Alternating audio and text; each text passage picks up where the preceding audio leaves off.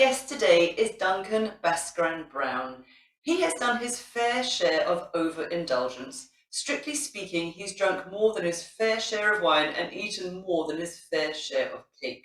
Along the way, he has found himself in some interesting places, like on stage with S Club, a stint as mayor of his hometown, and Morris dancing in Westminster Abbey. After 20 years of overdoing it, he cleaned up his act and trained with the Easyway Clinic, the world's most successful stop smoking service.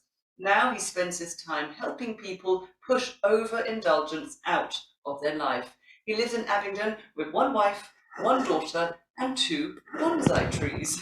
So welcome to the show, Duncan. Lovely to have you here. How are you doing today?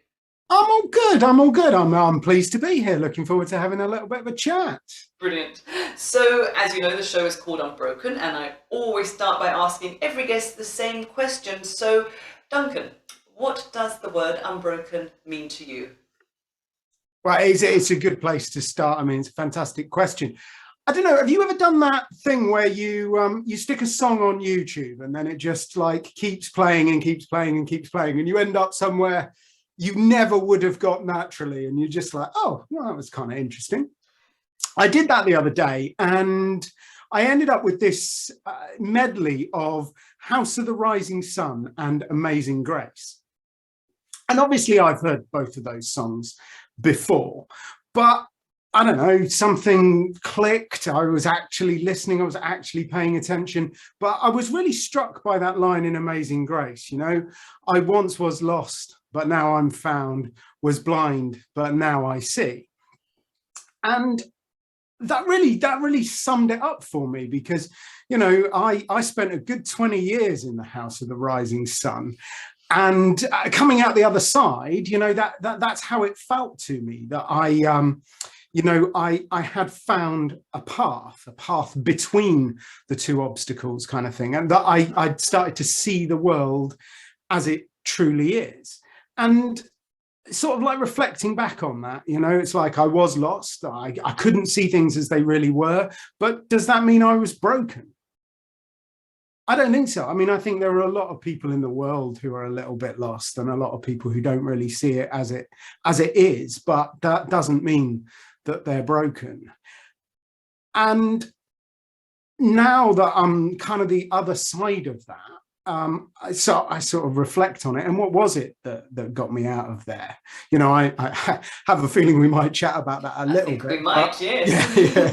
But I mean, you could say very simply, it was grace, wasn't it? And I mean, I'm not religious in any particular sense of the word, so I don't mean the grace of God. I mean, you know, grace in its simplest form, you know, kindness, compassion, love. That was what got me out the other side. That was what helped me. I think the grace to surrender, the grace to fall on your knees, and the grace to listen to what's going on internally. Oh, yeah, absolutely. And, you know, I've found a much better path. I think I see things more clearly. You know, I certainly think I am unbroken, and I'm certainly not ungrateful.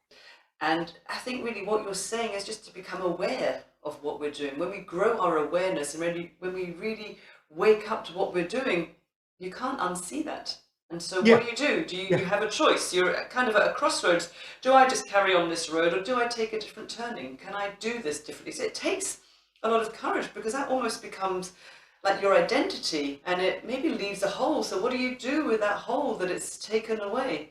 Yeah, I mean, look, well, you've almost got straight back to Amazing Grace there, didn't you? Yeah, you've got to see it as it really is. And once you see the alcohol industry, the tobacco industry, the junk food industry, once you see what they're actually trying to do, then you can't unsee that. You know, it's the because all the low-fat biscuits are just, you know, just got tons of sugar in as well. They might have no fat in. So then you have the sugar addiction, which is what you got. Hank came back big style once you'd kind of kicked the alcohol addiction with the sugar addiction, didn't he? Which you then started questioning, and, you know, actually took it to one extreme. You became, I don't know if you still are, you became vegan. Well, I don't dislike the word vegan, but I would call myself plant-powered rather. Okay, but I like that, plant-powered. That's a great way. Yeah, Powered by plants. Yeah, exactly. So I eat a whole food plant-based diet. About 95% of the time, I eat nothing but fruit, vegetables, beans, pulses, whole grains. So, and I eat it unprocessed, as close to the way it grew as possible. So what a contrasting picture you are painting, from the man who was addicted to 2 bottles of wine a day and junk food and sugar, to one who's kind of really raw energy, I guess you would say. Oh yeah. And I mean, the difference is amazing. If you're not actively moving forward, I think there is a real danger in sliding back. And that's, you know, I don't climb Mount Everest every day, you know, but I do try and climb every day. I do try and make myself a little bit better every day. Improve the model.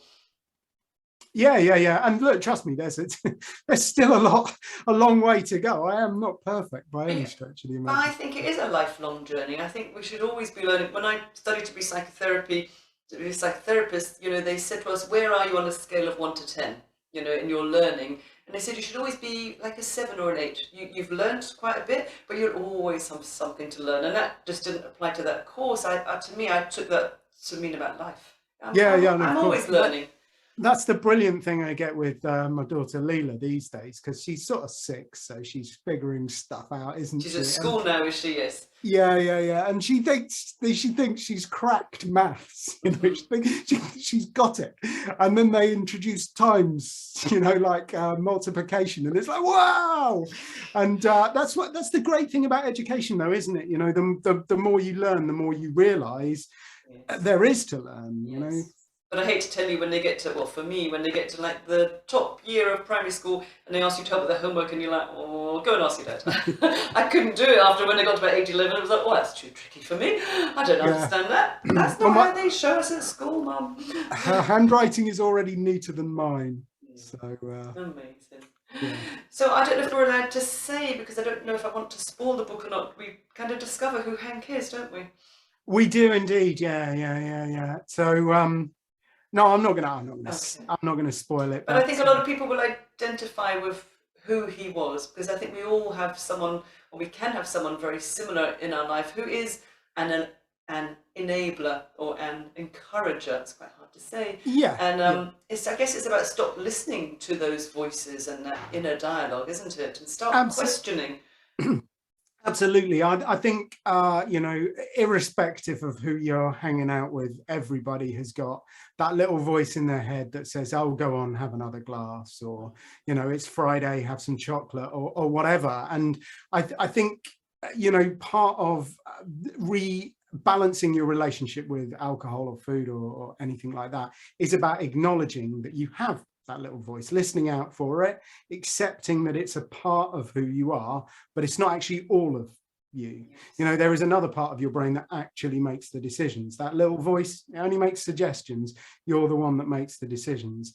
And for my money, then, you know, once you've identified that little voice, giving it a name and thinking of it as an individual that's sort of taken up residence in your head is I've got I had multiple personalities in my head at one point. Yeah, of course, but that's the next logical step. And then once you've personified it, and give it a fancy term, once you've turned it into a person, then you can have a conversation with it, can't you? And it's that asking that question: how's that going to help?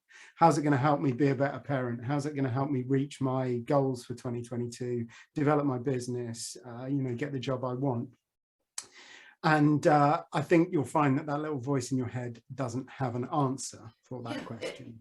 But it just shows you really how suggestive we are, and how we can really put a lot of focus on those inner voices, that inner dialogue. But if we shift our focus and we start inquiring and we start asking questions, what a massive difference. If we don't just accept, yeah, go on, have another drink, have another bar of chocolate, have another bag of crisps, and we go, actually, no, you know, I don't think I really want or even need it. And it's never really about, you know, need, is it? It's always about want at the end of the day. I think if you can control that idea of want and the things that your ego is pushing you more towards doing, then you have more time and you have more space, you have more energy and focus, and then you can concentrate on the things that you do actually need. And the more you focus on the things that you do actually need, the less you want the things that you thought you wanted. Yeah, it's kind of like a freedom, really, isn't it? To suddenly wake up to realize I don't need to do those things, and actually if I don't do those things, then more of me can show up, because that kind of took away the space to stop the more of you coming in. Yeah, I mean, that is the central message of the book. The one thing that I'd love to get across to absolutely everybody in the world is that you are enough. You know, as a human being, you are complete. You have everything that you need. You do not need alcohol.